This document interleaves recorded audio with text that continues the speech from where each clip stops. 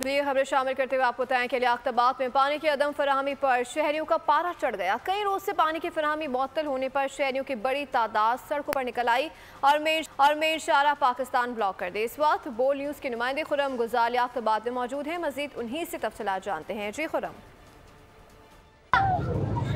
जिस वक्त मौजूद हूँ लियाकताबाद में, जो कि मेन शारा पाकिस्तान है।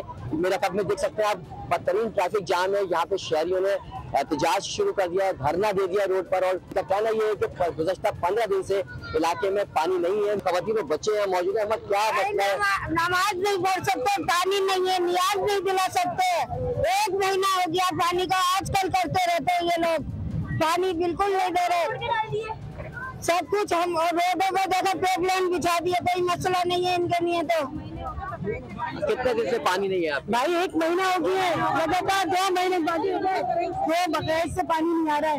अब बताएं आप, बच्चे नमाज पढ़ने के लिए किसी चीज के लिए नहीं है, बताएं आप क्या कर सकते हैं? बताएं आप। बिल्कुल, यहाँ पे जो शहरी है उन्होंने रोड बंद करके एहतजाज शुरू कर दिया और उनका कहना ये है कि इलाके में वाटर बोर्ड जो है वो फौर कर पानी बहाल करे। मरम्मत काम मुकम्मल करने के बावजूद जो है इलाके में गुजार अपडेट करे थे, आपका शुक्रिया। सब्सक्राइब करें और बेल दबाएं ताकि कोई खबर रह न जाए।